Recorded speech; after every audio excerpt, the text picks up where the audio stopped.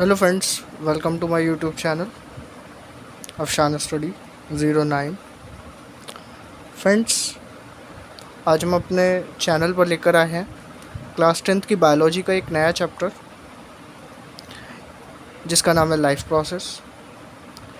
ये चैप्टर अपने अंदर काफ़ी लेंदी चैप्टर है और इस चैप्टर के अंदर जितने भी टॉपिक हैं हम उन सारे टॉपिक्स को आज कवर करेंगे।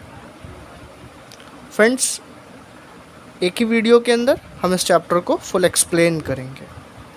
फ्रेंड्स, अगर आप हमारे चैनल पर नए हैं तो हमारे चैनल को सब्सक्राइब करें और साथ में बेल आइकन को भी प्रेस करें ताकि हमारे आगे आने वाली जो वीडियो है उनका नोटिफिकेशन सबसे पहले आपको मिल सके।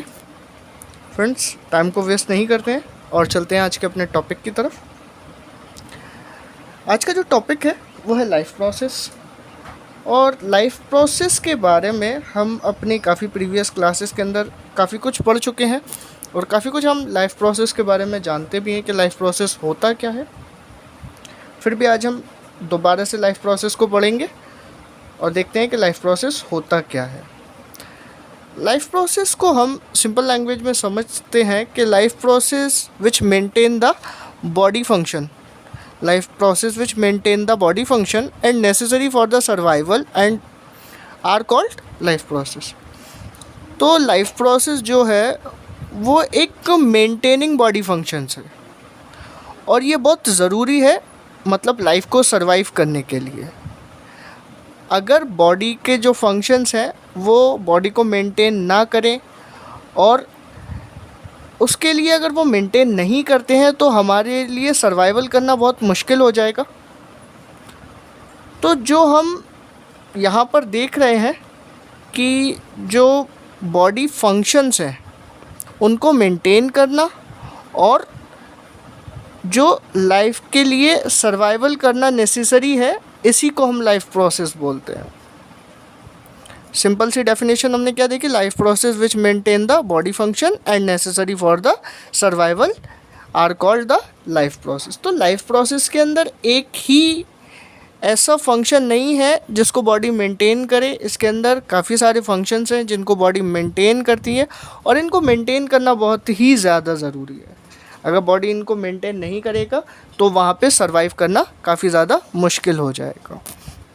All the process which together keep the living organism alive and the perform task to maintain the body are called the life process। वही चीज़ जो अभी हमने पढ़ी कि बॉडी के जितने भी फंक्शंस हैं उनको मेंटेन करना सर्वाइवल के लिए, इसी को हम लाइफ प्रोसेस बोलते हैं। इसके अंदर कुछ एग्जांपल्स हैं, जैसे न्यूट्रिशंस हो गया, जैसे रेस्पिरेशंस हो गया, जैसे ट्रांसपोर्टेशन हो गया और एक्सक्रिएशंस हो गया। तो ये टाइप्स जो है ये लाइफ प्रोसेस के ही टाइप है और ये लाइफ प्रोसेस के ही अंडर आते हैं, क्योंकि जिस तरह से न्यूट्रिशन ज़रूरी है, रेस्पिरेशन ज़रूरी है, ट्रांसपोर्टेशन ज़रूरी है, एक्सक्रिएशन ज़रूरी है, तो ये जितने भी फंक्शंस हैं ये बॉडी के फंक्शंस हैं और इन सारे फंक्शंस को मेंटेन करने का काम बॉडी करती है। इसके बाद न्यूट्रिशंस क्या होता है, न्यूट्रिशंस को देखते हैं कि the process of taking nutrients from the food is called a nutrition. ये एक तरह का प्रोसेस होता है। इस प्रोसेस के अंदर जो न्यूट्रिएंट्स होते हैं उनको हम टेक करते हैं, यानी उसको लेते हैं। किससे लेते हैं? फूड से लेते हैं। और फूड से मिलने वाली जो न्यूट्रिशंस हैं उसी को यहाँ पे बताया गया है कि जो फूड को लेने के बाद, खाने के बाद उसके अंदर के जो न्यूट्रिशंस है, जैसे कार्बोहाइड्रेट हो गया, फैट हो गया, प्रोटीन हो गया, वाटर हो गया, विटामिन्स, मिनरल्स, तो ये जितने भी सारे यहाँ पे हमें दिखाई दे रहे हैं ये सारे न्यूट्रिशंस है और ये सारे हमारे फूड के अंदर ये सारे इन्वॉल्व्स होते हैं। और जब हम उसको खाते हैं तो खाने के बाद वो बॉडी तो क्या करती है, उसको एब्जॉर्ब कर लेती है और एब्जॉर्ब करने के बाद उसको मतलब बॉडी की ग्रोथ के लिए आगे मूव करवा दिया जाता है। इसी को हम न्यूट्रिशंस बोलते हैं। टाइप ऑफ न्यूट्रिशंस हमने अपनी प्रीवियस क्लासेस में पढ़ा है कि न्यूट्रिशंस जो होता है वो दो तरीके का न्यूट्रिशंस होता है। एक होता है ऑटोट्रोपिक न्यूट्रिशंस और एक होता है हेटरोट्रोपिक न्यूट्रिशन। ऑटोट्रॉपिक न्यूट्रिशन क्या होता है? ये इस तरह का प्रोसेस होता है कि जहाँ पर जो ऑर्गेनिज्म है वो प्रोड्यूस करते हैं अपने फूड को। जो भी मतलब ऑर्गेनिज्म है वो अपने फूड को खुद प्रोड्यूस करेगा और उसके लिए उसे एक सिंपल इनऑर्गेनिक मटेरियल चाहिए होगा। तो सिंपल इनऑर्गेनिक मटेरियल क्या होता है यहाँ पे? जैसे हमने अपने प्रीवियस क्लासों के अंदर हमने फोटोसिंथेसिस पढ़ा, तो फोटोसिंथेसिस के अंदर हमें इनऑर्गेनिक मटेरियल्स की रिक्वायर्ड्स रहती थी, जैसे वाटर हो गया, कार्बन डाइऑक्साइड हो गया, क्लोरोफिल हो गया, सनलाइट हो गया। तो इस तरह के जो इनऑर्गेनिक मटेरियल्स होते हैं, इन इनऑर्गेनिक मटेरियल्स की ज़रूरत होती है वहाँ पर। और इन ऑर्गेनिक मटेरियल्स का जो यूज़ किया जाता है वो सनलाइट के प्रेजेंस होने पर किया जाता है। अगर सनलाइट प्रेजेंस है तो, जैसे एग्जांपल्स के लिए यहाँ पे प्लांट्स की बात करें कि प्लांट्स जो है वो एक ऑटोट्रॉपिक न्यूट्रिशंस है। क्यों? क्योंकि प्लांट्स जो है वो अपने फूड को खुद मेक करते हैं, वो किसी पे डिपेंड नहीं रहते। तो ऐसे ऑर्गेनिज्म जो अपने फूड्स को खुद ही बनाते हैं और किसी और पे डिपेंड नहीं रहते, तो इस तरह के न्यूट्रिशंस को हम ऑटोट्रॉपिक न्यूट्रिशंस बोलते हैं। इसी तरह हेटरोट्रॉपिक न्यूट्रिशंस क्या होता है कि ऐसे ऑर्गेनिज्म जो डिपेंड रहते हैं अपने मतलब जो उनको फूड की नीड है उस फूड के लिए वो डिपेंड रहते हैं दूसरों के ऊपर। In this organism depend upon other organism for food to survive, यानी अपनी लाइफ जो है उसको सर्वाइव करने के लिए उनको जो फूड की नीड है तो वो उस फूड के लिए डिपेंड रहते हैं दूसरे ऑर्गेनिज्म के ऊपर। तो इस तरह के जो ऑर्गेनिज्म है, इस तरह के ऑर्गेनिज्म को हम हेटरोट्रॉपिक न्यूट्रिशंस बोलते हैं। तो एग्जांपल के लिए जैसे ह्यूमन बीइंग हो गया, अमीबा हो गया। तो ह्यूमन बीइंग हम यहाँ पे देखते हैं कि ह्यूमन बीइंग जो है वो डिपेंड रहता है दूसरे ऑर्गेनिज्म के ऊपर फॉर फूड के लिए। इसी तरह अमीबा जो है वो भी डिपेंड रहता है। इसके बाद नेक्स्ट हमारा टॉपिक जो है वो है फोटोसिंथेसिस। फोटोसिंथेसिस एक तरह का प्रोसेस होता है। इस प्रोसेस में जो ग्रीन प्लांट्स होते हैं वो कन्वर्ट करते हैं सिंपल ऑर्गेनिक मटेरियल को। इस प्रोसेस के अंदर जो ग्रीन प्लांट होते हैं वो कन्वर्ट करते हैं सिंपल इनऑर्गेनिक मटेरियल जैसे हाइड्रोजन, ऑक्सीजन, कार्बन डाइऑक्साइड, इनको कॉम्प्लेक्स ऑर्गेनिक फूड मटेरियल के अंदर, जो कि बनने वाला फूड जो होता है वो ग्लूकोज होता है। इस ग्लूकोज के लिए वो इस इनऑर्गेनिक मटेरियल्स को कॉम्प्लेक्स ऑर्गेनिक फूड मटेरियल के अंदर कन्वर्ट करते हैं। और किसके प्रेजेंस में करते हैं? क्लोरोफिल और सनलाइट के लिए। अगर इसमें से कुछ भी एब्सेंस होता है तो वहाँ पर फोटोसिंथेसिस नहीं हो सकता, क्योंकि फोटोसिंथेसिस के लिए जो इनऑर्गेनिक मटेरियल्स की रिक्वायर्ड्स रहती है वो 4 तरह के इनऑर्गेनिक मटेरियल्स होते हैं। इसी में फोटोसिंथेसिस कंप्लीट होता है और डन होता है, और उसके बाद जो प्लांट्स हैं वो अपने फूड को खुद से मेक कर पाते हैं। इसमें देखते हैं कार्बन डाइऑक्साइड और वाटर। क्योंकि कार्बन डाइऑक्साइड जो प्लांट है वो अपने एटमॉस्फेयर से गेट करता है और वाटर को एब्जॉर्ब कर लिया जाता है लैंड से बाय रूट, और साथ में क्लोरोफिल जो है वो लीव्स के अंदर प्रेजेंट होता है और सनलाइट उसे सन से मिल जाता है। इन 4 इनऑर्गेनिक मटेरियल से ये फोटोसिंथेसिस का प्रोसेस कंप्लीट होता है और इसी से जो प्लांट है वो अपना फूड को मेक कर पाता है। इसमें देखते हैं 6 molecule of carbon dioxide and 6 molecule of water. Reaction sign, ये सनलाइट और ये क्लोरोफिल, ये इनऑर्गेनिक मटेरियल है जिसको प्लांट यूज़ करेगा फोटोसिंथेसिस के लिए। इसके बाद जो फूड हमको प्लांट से बनकर मिलेगा, जो प्लांट बनाएगा, वो ग्लूकोज होगा। C6H12O6 जो होता है इसका केमिकल फार्मूला होता है ग्लूकोज का, और साथ ही साथ ये 6 मॉलिक्यूल ऑफ ऑक्सीजन को रिलीज़ करेगा एटमॉस्फेयर के अंदर। इसी को फोटोसिंथेसिस बोलते हैं।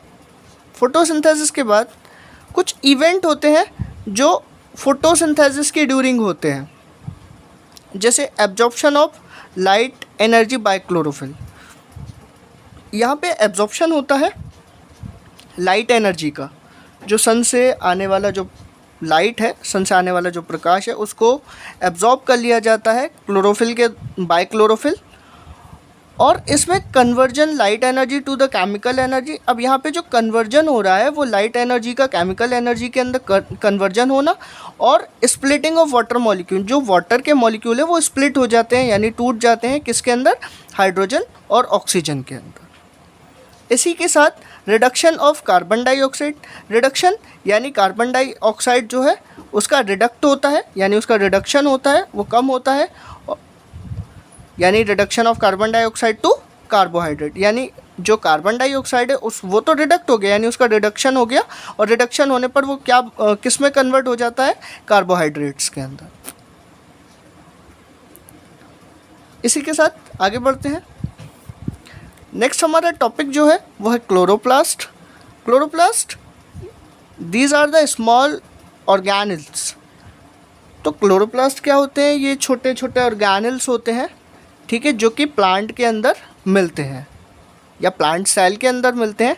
ये क्लोरोफिल्स को कंटेन करते हैं, और क्लोरोफिल को कंटेन करने के साथ, तो क्लोरोफिल कंटेन करते हैं, और दूसरी चीज़ यहाँ पर जो क्लोरोफिल है वो यहाँ पर एक काम और भी करता है, जो एब्जॉर्ब करता है सनलाइट को फोटोसिंथेसिस के लिए। यहाँ पे स्मॉल ऑर्गेनिल्स हैं जो कि फाउंड होते हैं कहाँ पर, प्लांट सेल के अंदर, और यहाँ पे क्लोरोफिल कंटेन करता है, ये जो प्लांट सेल है, ये जो स्मॉल ऑर्गेनिल्स है इसके अंदर कंटेन करता है क्लोरोफिल को, और क्लोरोफिल जो हेल्प करता है वो सनलाइट को ट्रैप करने के लिए और या फिर सनलाइट को एब्जॉर्ब करने के लिए, किसके लिए, फोटोसिंथेसिस के लिए। इसी के साथ जो हमने अभी हेट्रोट्रॉपिक न्यूट्रिशंस पढ़ा, उसी हेट्रोट्रॉपिक न्यूट्रिशंस के अंदर थ्री सब टाइप्स ऑफ न्यूट्रिशंस होते हैं।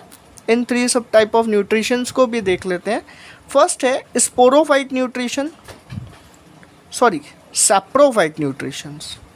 सैप्रोफाइट न्यूट्रिशंस क्या होते हैं? Saprophyte nutritions, the modes of the nutrition, ये उस तरह का न्यूट्रिशंस होता है in which organism obtain the food from dead and decaying organism. मतलब ये एक उस तरह का न्यूट्रिशन होता है जिसमें फूड को ऑब्टेन करते हैं, जो ऑर्गेनिज्म है वो फूड को ऑब्टेन करते हैं, या तो वो डेड जो ऑर्गेनिज्म है यानी जो डेड सेल है या फिर जो डेड ऑर्गेनिज्म है उस डेड ऑर्गेनिज्म से, या फिर डिकाइंग यानी जो ऑर्गेनिज्म मतलब डिकाइंग हो चुका है यानी सड़ चुका है, उस तरह का जो ऑर्गेनिज्म है उसी से अपने जो फूड है उसको गेट करेंगे ऑर्गेनिज्म मैटर। जैसे बैक्टीरिया हो गया, फंगी हो गया, ये दो एग्जाम्पल हैं जो सैप्रोफाइट न्यूट्रिशंस के। इसी की तरह पैरासिटिक न्यूट्रिशंस क्या होता है? The mode of nutrition in which organism obtain food from another organism without the killing them, यानी ऐसे न्यूट्रिशंस जहाँ पर ऑर्गेनिज्म अपने फूड को गेट तो करते हैं लेकिन वहाँ पर वो किसी को मारते नहीं, विदाउट किलिंग दैम, जिस तरह से मॉस्किटो हो गया और tapeworm. Next is holozoic nutrition. Holozoic nutritions क्या होते हैं? The mode of nutrition that involves the ingestion. इस तरह के न्यूट्रिशंस के अंदर इन्वॉल्व है ingestion, digestions, absorption and assimilations of liquid और सॉलिड ऑर्गेनिक कंपाउंड। यानी इस तरह के न्यूट्रिशंस के अंदर जो भी फूड है उसको मतलब टेक करना, उसके बाद उस फूड का डाइजेस्ट होना, और डाइजेस्ट होने के बाद उस फूड के अंदर जो न्यूट्रिशंस थे उनका एब्जॉर्प्शन होना, और उनका एब्जॉर्प्शन होने के बाद जो फूड विदाउट डाइजेशंस के रह गया उसको एजिमुलेट करता है, यानी एजिमुलेशंस यानी उसको थ्रो आउट करना बॉडी से, चाहे वो लिक्विड हो और चाहे वो सॉलिड ऑर्गेनिक कंपाउंड हो। यहाँ पर एनिमल्स और ह्यूमंस के अंदर इस तरह का न्यूट्रिशंस होता है। आगे चलते हैं।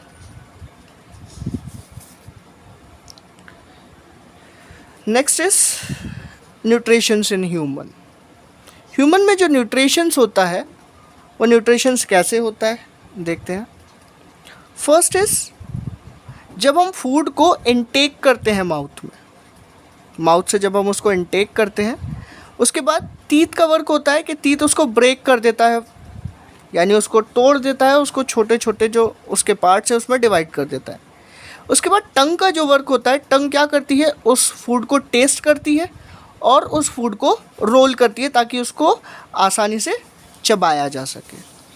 इसके बाद वहीं पर जो सलाइवरी ग्लैंड है वो प्रोड्यूस करती है सलाइवा को। सलाइवा को हम नॉर्मल लैंग्वेज में जानते हैं और सलाइवा को हिंदी में लार बोलते हैं, जो कि हमारे मुंह के अंदर, माउथ के अंदर प्रेजेंट होता है। सलाइवा यहाँ पे कंटेन करता है एक एंजाइम जिसको सलाइवरी एमाइलेज बोलते हैं। Salivary contain the enzyme salivary amylase and that break down the starch. तो सलाइवरी एमाइलेज क्या करता है, यहाँ पे स्टार्च जो फूड है उसको ब्रेक डाउन कर देता है, उसको तोड़ देता है, किसके अंदर, सिंपल शुगर के अंदर। यानी स्टार्च ये फूड है, जब ये सलाइवरी एमाइलेज के कांटेक्ट में आएगा तो सलाइवरी एमाइलेज क्या करेगा, इसको कन्वर्ट कर देगा शुगर के अंदर,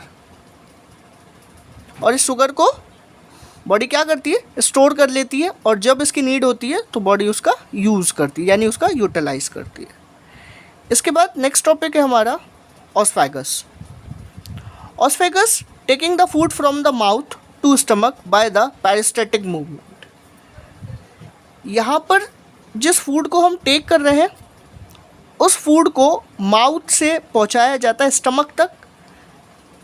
यहाँ पर एक पेरिस्टेटिक मूवमेंट जो है एक मूवमेंट होता है, और इसी मूवमेंट से जो फूड है उसको बाय फूड पाइप स्टमक तक पहुंचाया जाता है। पेरिस्टेटिक मूवमेंट का मतलब ये, पेरिस्टाल्टिक मूवमेंट का मतलब ये होता है कि उसमें जो फूड पाइप होता है, फूड पाइप ऊपर से सिकुड़ता है और नीचे से खुलता है, जिससे ऊपर से उस पर प्रेशर रिलीज़ होता है, और प्रेशर रिलीज़ होने के कारण जो फूड है वो फूड पाइप से नीचे की ओर यानी स्टमक की तरफ एंटर करना स्टार्ट करता है।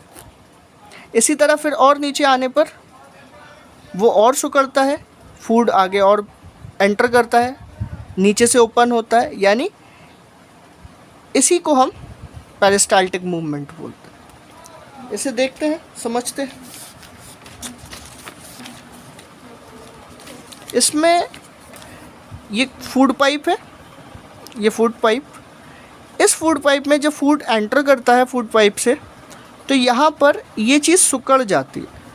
जब ये सिकुड़ती है तो इसका ऊपर से प्रेशर होता है, और ऊपर से प्रेशर होने पर फूड यहाँ से नीचे एंटर करता है। ये नीचे से फिर सिकुड़ता है, और नीचे से सिकुड़ने पर फिर और नीचे ये ओपन होता है, यहाँ से फूड और नीचे पहुँचता है। तो इसी तरह का जो मूवमेंट होता है ये पेरिस्टाल्टिक मूवमेंट कहलाता है। इसी की तरह स्टमक, अब फूड पाइप से जो फूड होता है वो सीधे स्टमक में पहुंचता है। स्टमक क्या होता है, स्टमक इज़ लार्ज ऑर्गन। तो स्टमक जो है वो बहुत लार्ज ऑर्गन होता है, और ये एक्सपैंड होता है, यानी ये खुल जाता है जब फूड इसके अंदर एंटर करता है, यानी ये खुल जाता है जब फूड इसके अंदर एंटर करता है।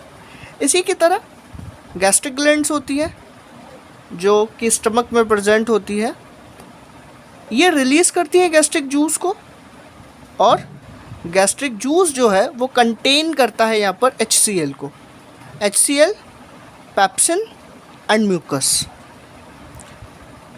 गैस्ट्रिक ग्लैंड है ये गैस्ट्रिक जूस को रिलीज़ करती है, और जो गैस्ट्रिक जूस है वो यहाँ पे कंटेन करता है HCl यानी हाइड्रोक्लोरिक एसिड को, पेप्सिन को एंड म्यूकस को। इसी की तरह HCl जो है ये थोड़ा सा एसिडिक होता है, मतलब मीडियम एसिडिक होता है, अपने आप को मीडियम एसिडिक बनाता है, और जो हेल्प करता है बैक्टीरिया, जो स्टमक में जो बैक्टीरिया है उन बैक्टीरिया को, जो हार्मफुल बैक्टीरिया है उन बैक्टीरिया को किल करने के लिए। जो फूड से स्टमक तक जो बैक्टीरिया पहुंच चुके हैं, अब उनको स्टमक के अंदर किस तरह से किल किया जाए, तो ये HCl जो है हेल्प करता है उन बैक्टीरिया को किल करने के लिए। इसी की तरह पेप्सिन जो कि कंटेन करता है HCl, ये ब्रेक डाउन करता है, यानी प्रोटीन को अमीनो एसिड्स के अंदर। इसमें सबसे मेन काम जो होता है वो म्यूकस का होता है, क्योंकि म्यूकस यहाँ पर प्रोटेक्ट करता है इनर लाइनिंग को, जो कि स्टमक के अंदर होती है। अगर म्यूकस ना हो तो यहाँ पर HCl क्या करेगा, जो इनर लाइनिंग है स्टमक की उसको बर्न कर देगा, यानी उसको जला देगा। तो इसलिए सबसे मेन यहाँ पे जो रोल होता है वो स्टमक का होता है, क्योंकि म्यूकस का होता है, और म्यूकस यहाँ पे प्रोटेक्ट करता है इनर लाइनिंग ऑफ स्टमक को। इसी की तरह small intestine it is the site of complete digestion, यानी ये वो साइट है जहाँ पर फूड के गेट करने के बाद प्रॉपर डाइजेशन हो जाता है। एक बात यहाँ पे अच्छे से ध्यान रखिएगा कि यहाँ पर जो प्रॉपर डाइजेशन होगा, जो फूड का प्रॉपर डाइजेशन है वो स्मॉल इंटेस्टाइन के अंदर हो जाएगा, और यहाँ पर जो अनएब्जॉर्प्शन पार्ट बचेगा उसको लार्ज इंटेस्टाइन के अंदर एंटर करवाकर और उसे एनस से थ्रू आउट कर दिया जाता है। तो इसलिए जो प्रॉपर डाइजेशन होता है वो स्मॉल इंटेस्टाइन तक ही होता है, और स्मॉल इंटेस्टाइन के बाद डाइजेशन नहीं होता, क्योंकि वहाँ पे अनएब्जॉर्प्शन पार्ट रहता है। इसी की तरह लिवर जो है ये प्रोड्यूस करता है बाइल जूस को एंड बाइल सॉल्ट को।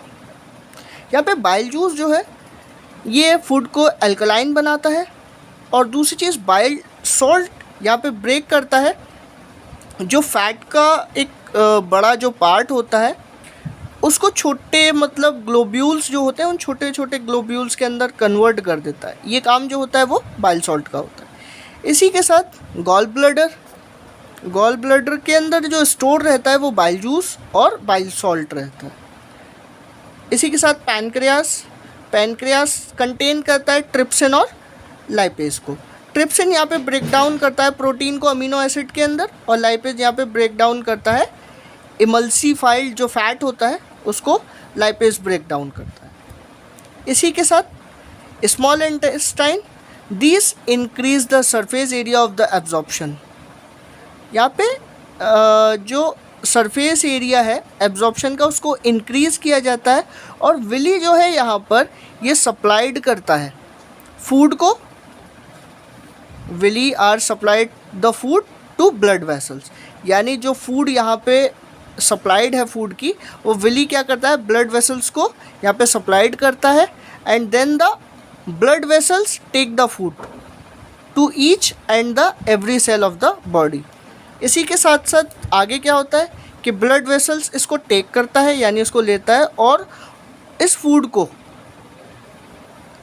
Takes the food to each and the every cells of the body, और ये इस फूड को पहुंचाता है यानी बॉडी के हर सेल तक। इसी के साथ large intestine the unabsorbed food sent, जैसे मैंने अभी आपको बताया ना, ये वो सेम लाइन वही हो गई लार्ज इंटेस्टाइन के अंदर। The unabsorbed food sent to the long intestine, यानी जो डाइजेशन नहीं हो पाया है, जो एब्जॉर्ब नहीं हो पाया है स्मॉल इंटेस्टाइन के अंदर, उसको लार्ज इंटेस्टाइन के अंदर भेज दिया जाता है। Where its wall absorb more water from its material and rest of the material removed from the body by anus. इसमें जो एब्जॉर्ब करना होता है, जो स्मॉल इंटेस्टाइन ने यहाँ पर भेज दिया, इसकी वॉल्स क्या करती हैं, यहाँ पर इसको एब्जॉर्ब करती हैं, और जो मटेरियल ऐसा होता है जिसका अब एब्जॉर्प्शन नहीं होना है उसको मटेरियल को रिमूव्ड कर दिया जाता है बॉडी से बाय एनस। इसी के साथ यहाँ पे न्यूट्रिशन इन ह्यूमन कंप्लीट हो गया। नेक्स्ट आगे बढ़ते हैं रेस्पिरेशन।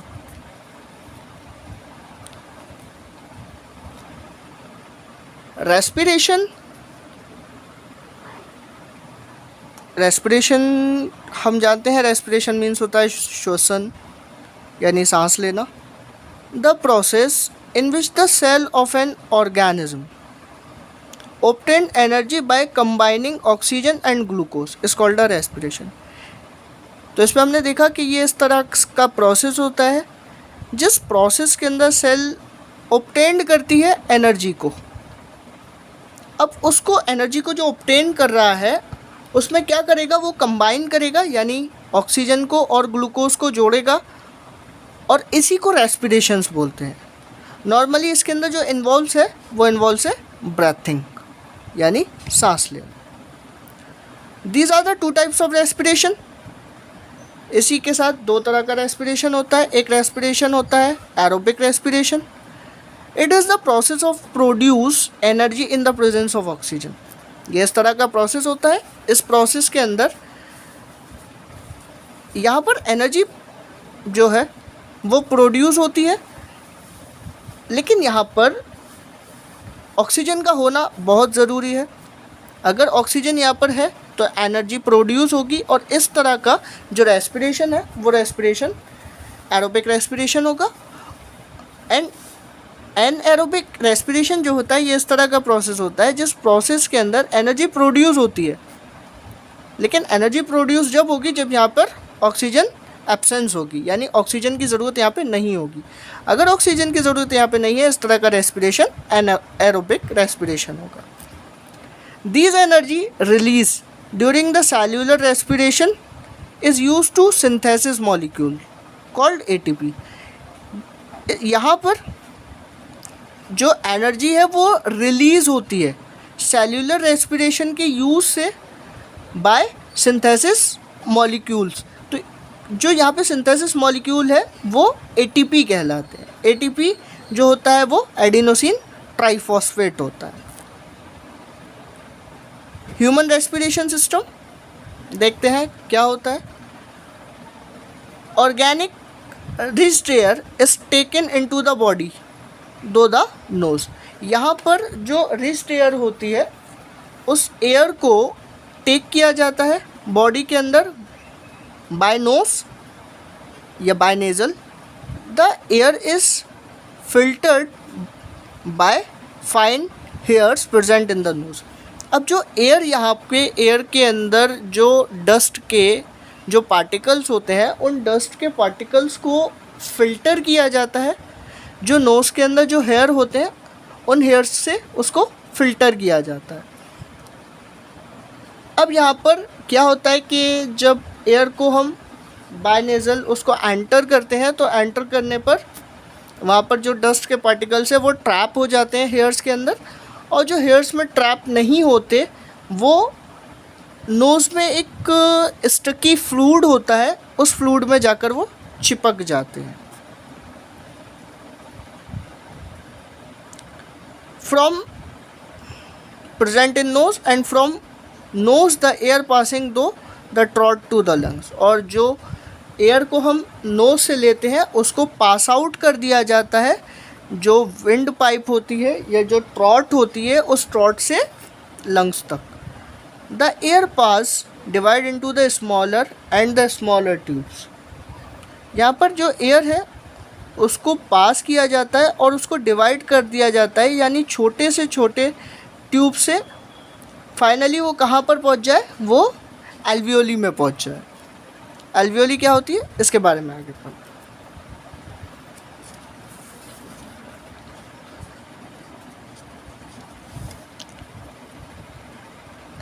एल्वियोली क्या होती है? Alveoli is the balloon like structure. जब एंटर कर जाती है वो एयर लंग्स के अंदर तो लंग्स में एक स्ट्रक्चर होता है जो बलून शेप की तरह दिखाई देता है, उसको एल्वियोली बोलते हैं। एल्वियोली ये क्या है? It is the balloon like structure which provide a surface for exchange of gases and the walls of the alveoli. यहाँ पर जो एयर है उस एयर को एंटर्ड किया जाता है एल्वियोली के अंदर, और एल्वियोली के अंदर जो गैसेस होती है उनका एक्सचेंज होता है, surface the exchange of the gases and the walls of the alveoli. Alveoli connect with the blood vessels. सबसे मेन ये कि एल्वियोली जो होती है वो कनेक्ट होती है ब्लड वेसल्स के साथ, और the oxygen dissolve in the haemoglobin. यहाँ पर ऑक्सीजन को डिज़ोल्व किया जाता है हीमोग्लोबिन के अंदर and from the alveoli and carried from the lungs. यहाँ पर जो डिज़ोल्व की गई है ऑक्सीजन हीमोग्लोबिन के अंदर, इसको एल्वियोली से कैरिड किया जाता है alveoli from alveoli and carried from the lungs, और इसको एल्वियोली से वहाँ लंग्स तक पहुँचाया जाता है, लंग्स से इसको कैरिड किया जाता है to cell in all the body part, और वहाँ से लेकर बॉडी के जितने भी पार्ट्स हैं वहाँ तक उसको ट्रांसफ़र कर दिया जाता है।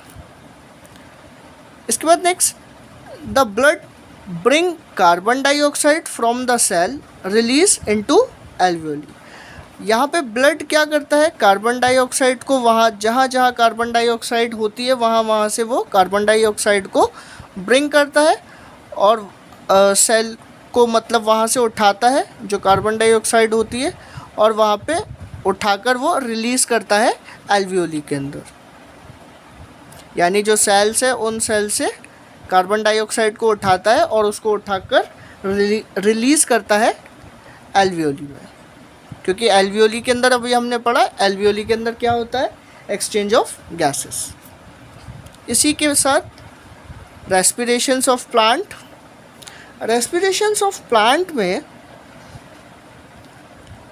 Gases exchange occur in the plant. तो यहाँ पर जो एक्सचेंज होता है गैसेस का वो प्लांट में किस तरह से होता है, पहली चीज़ स्टोमेटा इन लीव्स, जो लीव्स के अंदर स्टोमेटा होते हैं उससे होता है, लैंटिकल्स जो होते हैं वो स्टेम में प्रेजेंट होते हैं, इसी तरह सरफेस ऑफ रूट्स।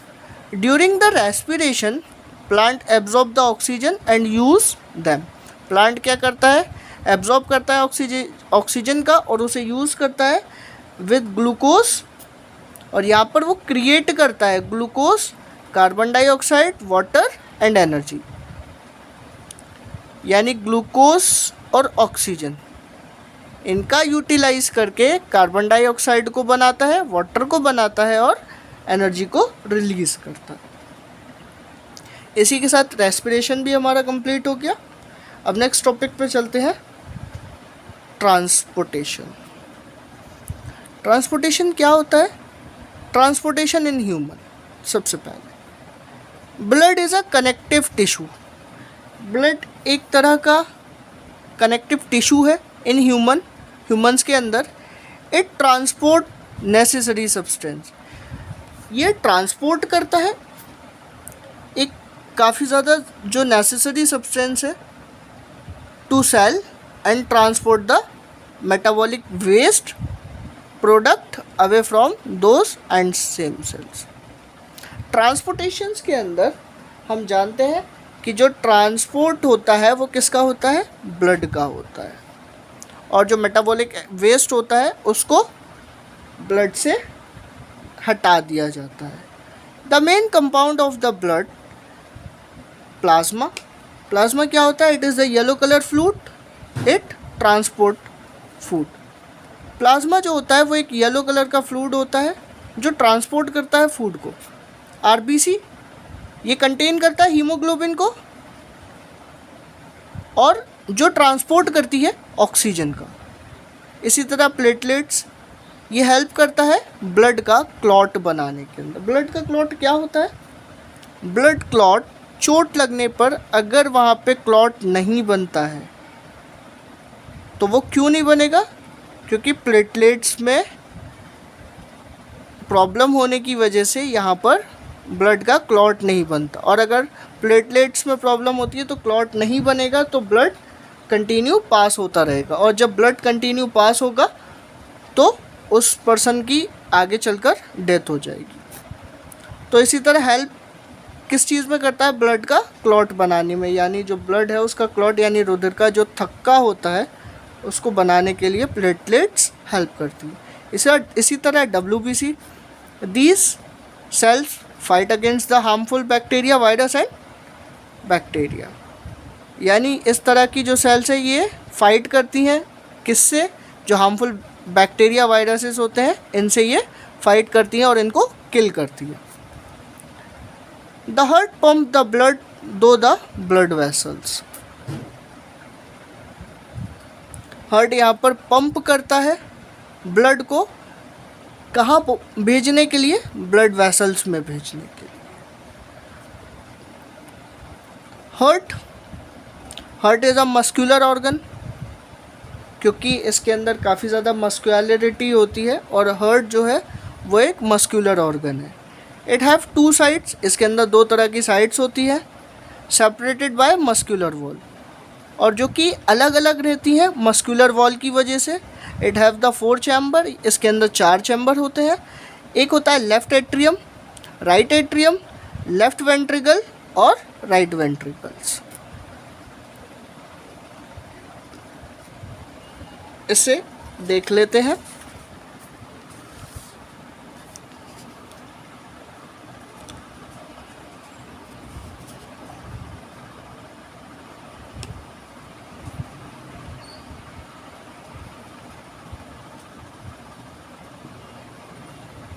ये हार्ट है, इस हार्ट के अंदर ये इसकी वॉल है, ये इसके चैम्बर, ये चैम्बर, यानी ये एट्रियम, एट्रियम, एट्रियम, वेंट्रिकल और वेंट्रिकल। तो ये राइट, ये लेफ़्ट, ये राइट और ये left.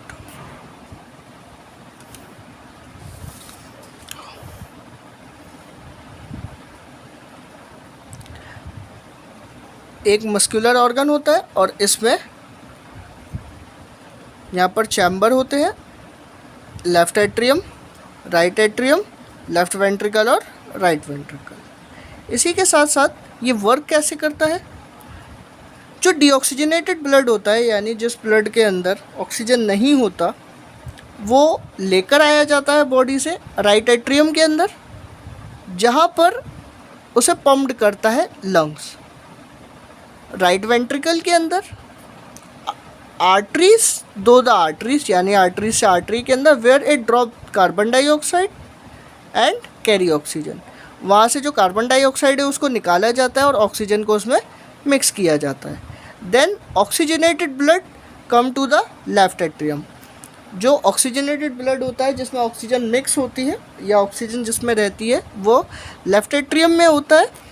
And when which then the pumped to blood parts by the left vein to the aorta.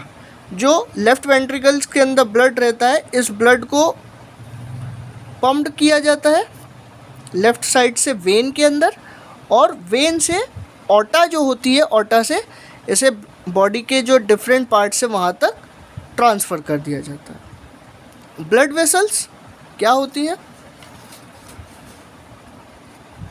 Blood vessels, यहाँ पे 2 तरह की ब्लड वेसल्स होती हैं, एक होती है आर्टरी और एक होती है वेन। आर्टरी क्या होती है? These carry the oxygenated blood from heart to the blood part. These carry the oxygenated blood from the heart to body parts। इसमें जो आर्टरीज है वो ऑक्सीजनेटेड, जिसमें ऑक्सीजन मिक्स होता है, उस ब्लड को बॉडी से टेक करती है, ब्लड फ्रॉम द हार्ट, यानी हार्ट से उसे टेक करती हैं और बॉडी के जो डिफरेंट पार्ट से वहाँ तक उसको पहुँचाती हैं। Except the pulmonary artery, these are the thick and the elastic.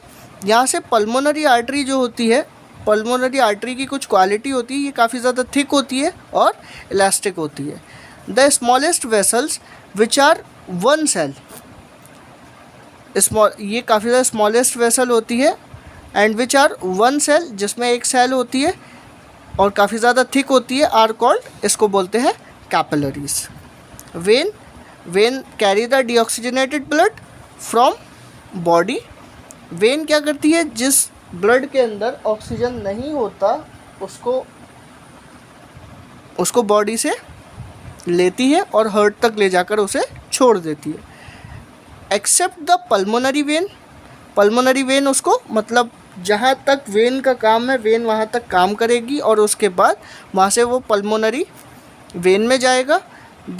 और पल्मोनरी वेन जो होती है, यहाँ पर उसकी क्वालिटी ये है ये पल्मोनरी आर्टरी थी, ये पल्मोनरी वेन है। इस पल्मोनरी वेन की क्वालिटी ये है कि ये थिन तो होती है, लेकिन जितनी इलास्टिक आर्टरी होती है ये उससे कम इलास्टिक होती है।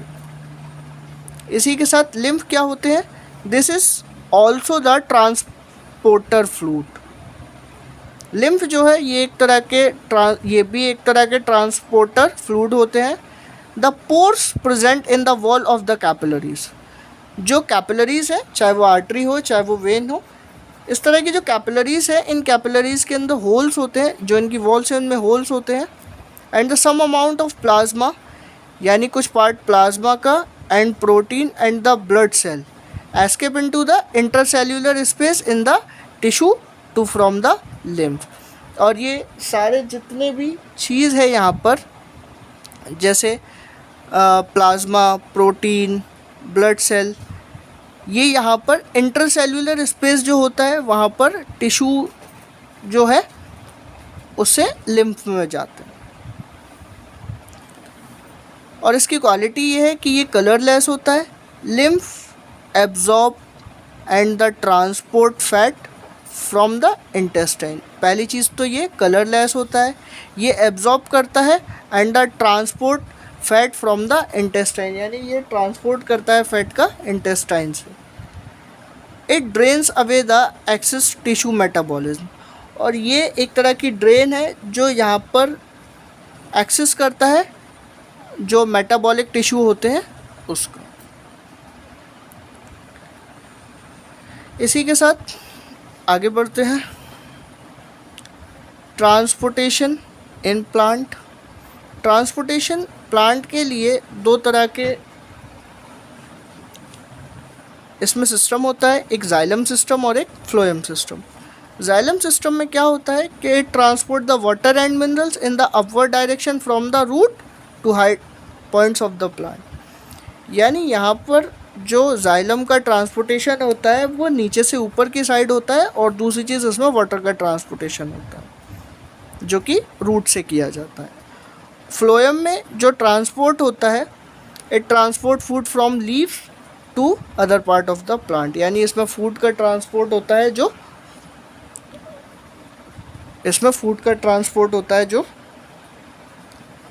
यहाँ पर लीफ से होता है और प्लांट के दूसरे पार्ट्स तक होता है। It's only the transport upward. इसमें जो ट्रांसपोर्ट होता है वो ऊपर की साइड होता है। It can transport upward as well as downward. यहाँ पर ऊपर की साइड भी होता है और नीचे की साइड भी होता है। It works on the principle of the transportation. यानी ये काम तो करता है लेकिन principle of transportation purpose. Transport of food from the leaves to other part of the plant is called a translocation. यानी फूड का जो ट्रांसपोर्ट होता है वो लीव से जो प्लांट है उसके दूसरे पार्ट तक होता है, इसको ट्रांसलोकेशन बोलते हैं। अगर आपको इतना अच्छे से समझ आया हो तो प्लीज़ कमेंट में ज़रूर बताएं। इसी के साथ आगे चलते हैं अपने नेक्स्ट टॉपिक की तरफ, जो है एक्सक्रिएशन।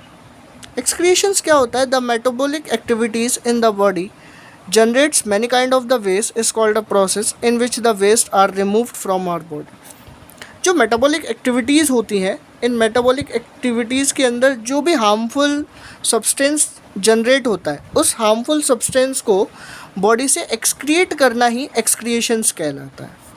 जैसे metabolic waste, digestive waste, respiratory waste, nitrogenous waste जैसे यूरिया, यूरिक एसिड, वाटर, यानी इस तरह का जो मेटाबॉलिक वेस्ट है ये क्रिएट होता है और इसको बॉडी से एक्सक्रिएट करना ही एक्सक्रिएशंस कहलाता है। ह्यूमन एक्सक्रिएटरी सिस्टम क्या होता है? It contains of 2 kidney.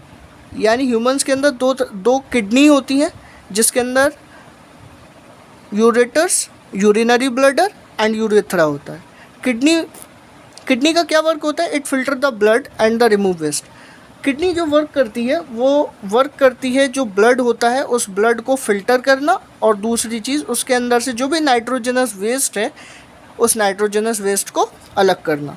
इसी की तरह यूरेटर्स जो होता है ये it drain outs urine from kidney to urinary blood, यानी जो किडनी इसको प्यूरिफाई करेगी ब्लड को, उससे जो नाइट्रोजनस वेस्ट होगा उस नाइट्रोजनस वेस्ट को, ये एक तरह की ड्रेन होती है जो उस वेस्ट को यूरिनरी ब्लडर तक पहुंचाती है। यूरिनरी ब्लडर क्या करता है, इट स्टोर द यूरिन, यानी ये यूरिन को जमा करके रखता है। और urethra transmit urine outside the body, यानी इसका काम होता है कि जो नाइट्रोजनस वेस्ट है उसको बॉडी से आउट करना, यानी उसको बाहर करना। Kidney have a filtration unit called the nephron, यानी किडनी के अंदर जो सबसे छोटी यूनिट होती है जिसको नेफ्रॉन्स बोलते हैं, ये सबसे ज़्यादा मेनली हेल्प करता है जो ब्लड है उसके फिल्ट्रेशंस के लिए।